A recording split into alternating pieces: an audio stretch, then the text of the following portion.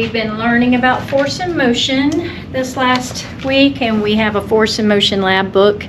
The kids signed the front because we work with bouncy balls and airplanes and spinning tops, and they understand that we're working with tools, not toys, and as long as they conduct their business as a scientist, and they can keep working, and if they don't, then they can observe. So we've done a series of investigations with force and motion.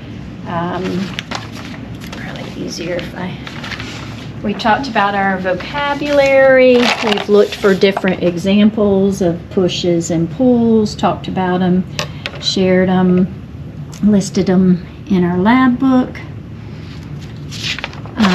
We did one with force where they had straws and cotton balls, and they had an enlarged path, and they graphed how many puffs it took to blow the sheep from the pasture to the pen, and created a bar graph. We did an airplane investigation. We took it outside. We did it inside too, through with greater force and through with less force, and then just recorded it in our lab book. We did a couple bouncy ball.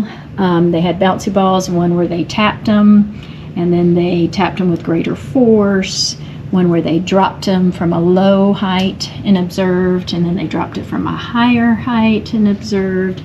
We talked about gravity, and we dropped different things, and we also worked on friction. So we did a spinning top investigation, just little tops I bought off of Amazon, and they would spin the tops on a smooth surface and a rough surface, and then different surfaces, and we talked about friction and what was causing the top to spin. And then yesterday we did the ramp investigation, where we taped rulers to a cup, and they rolled different size marbles starting at different points on the ruler, and measured how far their monster, which was just a little index card, and then they drew it out. And then they designed roller coasters on the back, and the roller coasters had to have 2 changes in direction and 2 changes in speed. And as our culminating activity tomorrow, they don't know this is coming yet, we'll be putting the hovercraft together in working order, and they'll get a chance to ride on the hovercraft. They'll get a chance to pull me on the hovercraft. So all I'll do is take this tarp, or it's actually, I think, 2 large garbage bags that I've pieced together down to give a surface with less friction. I have a large round piece of wood, and I just looked on the internet. This was, a few years ago, for the directions on how to create it. It's got, this is an old Frisbee that's been bolted, and then this is a tarp, and I've cut the holes right here to allow the air to escape. I'm going to go through, it's been stored in the garage, and just make sure everything's sealed up. And then once it's sealed up, I'll use, this is an old leaf blower engine that I've removed the nozzle from, and I will anchor it here and seal it with duct tape. And once it's anchored, plug it in, and the hope is that it inflates. And this is just what we use just to pull each other around. Like I've done this in the past where we've been in a hallway or the gym. I don't have access to those places this year, so we'll inflate it in the classroom, and the kids will get a chance to ride on it, and we'll talk about the force that lifts it, what is it that allows it to move faster. So the friction or lack of friction on this tarp should allow them to spin a little bit faster. It'll hold me, so I'll get on it and we'll inflate it. I need to still seal some places right here so that when it does go in, it inflates. And usually I tape this part down too, just so it doesn't wiggle too much. So right now, just in the process of making sure all the surfaces and any gaps are sealed, and then we'll inflate it and give it a shot. All right, got the floor set, taped everything down, sealed this up with new duct tape. And now we're going to do our first test run and see how it goes. First off, just see if it inflates. It's loud. All right. We won't put any weight on it the first time.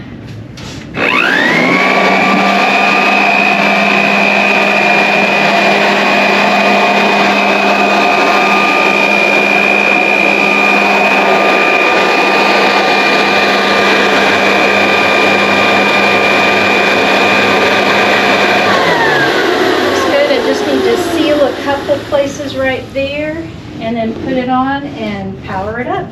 And it should hold my weight. It's done it before.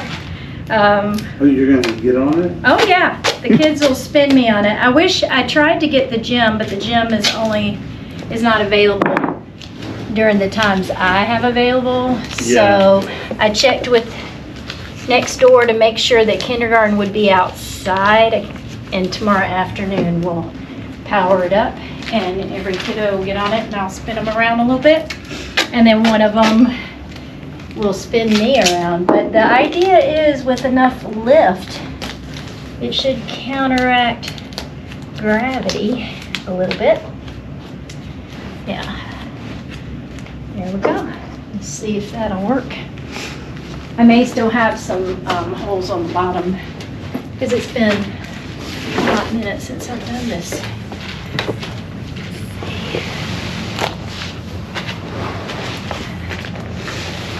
There is actually, I follow them. I'm not on much social media, but there's a thing called the Hovercraft Project, and they do this and they go from school to school, and every team of students, they work all day to plan and create their own. They use a lighter plastic disc. Wow. And they will move across the gym floor. All right, let's see if this will work.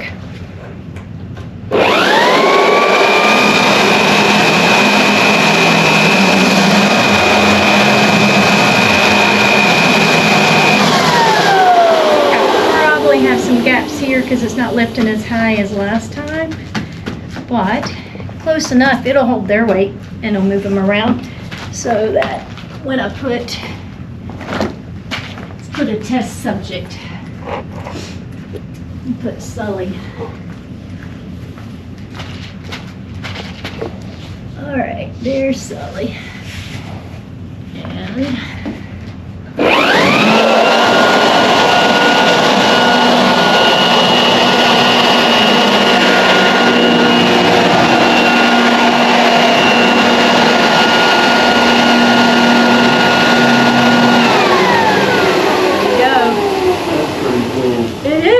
gonna be fun. Yeah. Wait till they walk in tomorrow. Good way to wrap up force and motion. Yes, it is. All right. Done. You want to ride on it?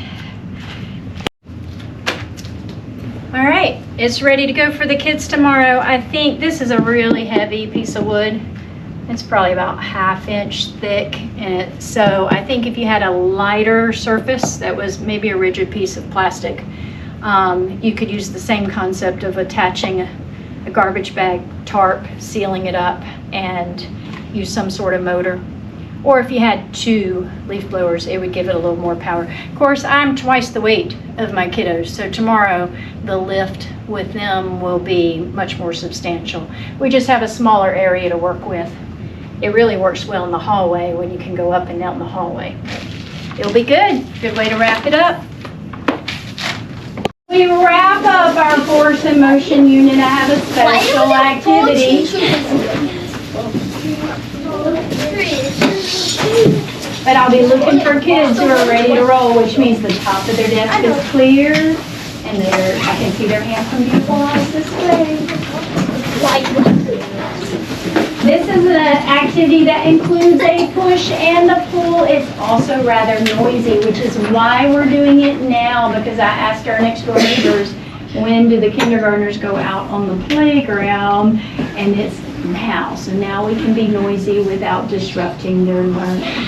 So if you are sitting right here on this inner row where you can see, you can, Oliver, Casey, Neora, Sebastian, Artemio, Eager, Miranda, Jax, Claire, Addison, Dilbon, Nathan, stay put.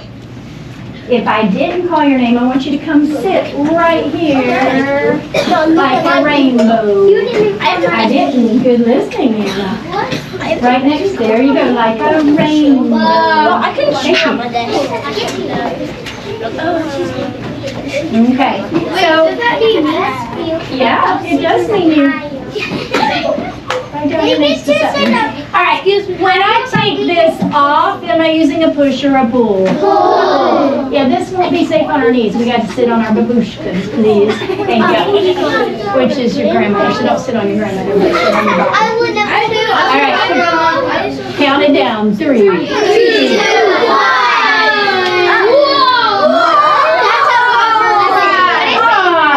What is that? Well, let me tell you what it is. It is a device called a hovercraft. Now, is it fancy? No, because guess who built it? You. Yeah. And I didn't have a lot of fancy tools. So, look, it's a giant circle, and it is a heavy piece of wood. And I'm going to try and pull somebody around on this heavy piece of wood. Okay. But right now there is a force that is going to make it awfully hard to move. What would that force be? Friction. All right. You can absolutely say no. Ellie, would you like to be the first one to sit on the hovercraft? You think Anika should be? Anika, would you like to be? Come, Anika. Okay. Now watch. This is what you're going to need to do when you come sit. It's loud. Are you scared of loud things? No. Okay, good. So watch. When you sit on the board, look, this is, have you ever seen a leaf blower? Yes. What force does it use to move leaves? Push. Okay, this is the motor from a leaf blower, and right here it's a little wobbly. So in just a minute, Anika's going to sit down. She'll be a lot more graceful than Miss B, and she's just going to hold this. That's all we're going to do, okay? And then I'm going to try to move her. Let's see if it works. Oh no. All right. Yeah, it's been nice knowing Anika. Say, see ya, Anika. See ya, Anika. All right, so just hold on. Now let me see if I can spin her around. Anika, you're not spinning around. Why not? Because the thing is not on. It's not on? But it's gotta be so friction. What? Oliver, what is it? Friction. We have to break the force of friction. This is how we break the force.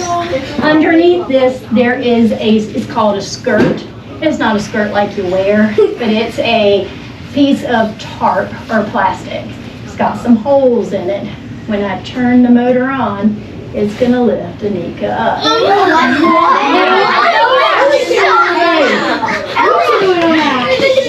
Now watch, that's gonna help break the friction, Oliver. Or so we don't, yeah. Now it's loud, it's a leaf blower, it's inside. So if you don't like loud noises, put your fingers in your ears, okay? Ready? 3, 2. I'm just gonna get used to this. Oh no. It's not plugged in. You can plug it in.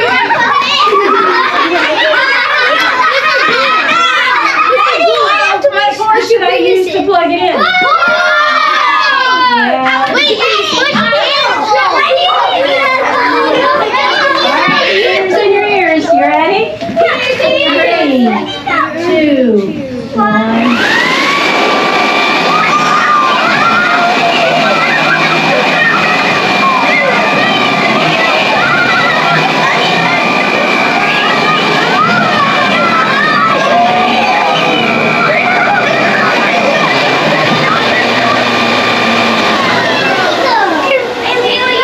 And that's it. By using our force, we pushed air and lift her up. Oh, you're still here. Welcome back, Anika. What'd you think? How was it? Good. Off you go. 2, 3.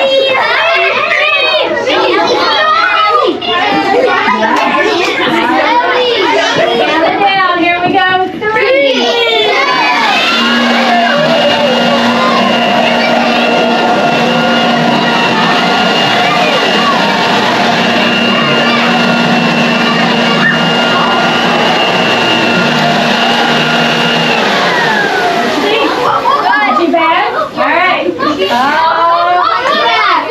But I've got a puzzle for you. Gotcha. Okay. The difference between Ellie and Miss Bullock. You're taller. Raise your hand. You're taller. I'm taller. She's shorter. Shorter. You're heavier. I'm heavier. Do you think it could lift me? Maybe. I don't know.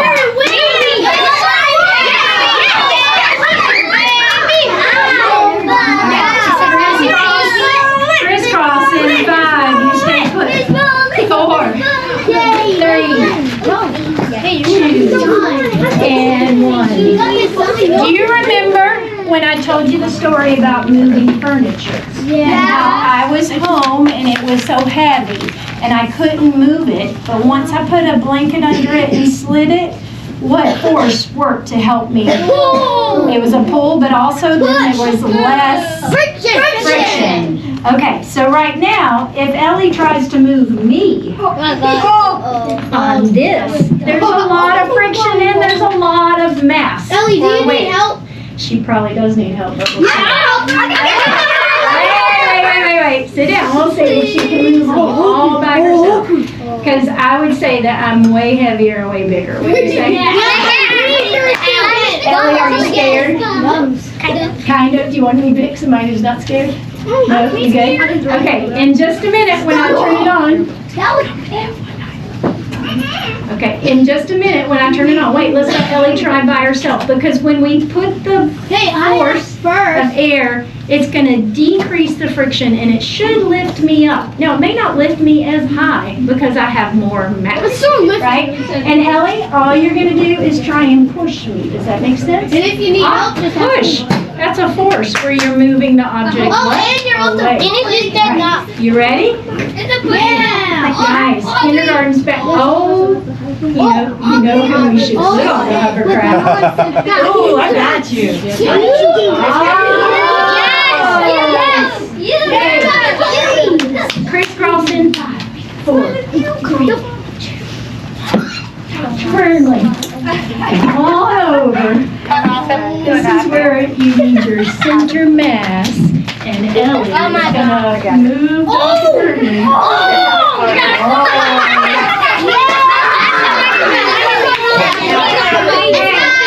Watch. Ellie, try to push Dr. Burnley. Can she move her? No. Okay, it's not a matter of mass, but there's too much. What's the force that's keeping it slow? Friction. So now we're going to see what we can do. I did it with me. It'll lift you up. Don't worry. All right, you ready? Count it down. 3, 2, 1.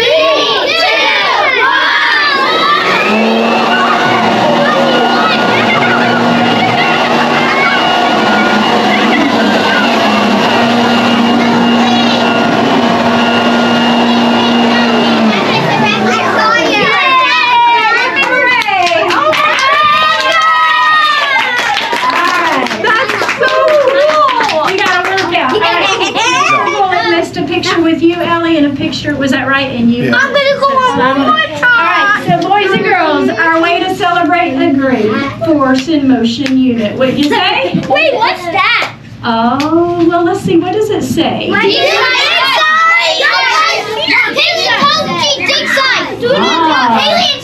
So maybe next week we'll see what's under there. All right, do this for me. You've been such great listeners.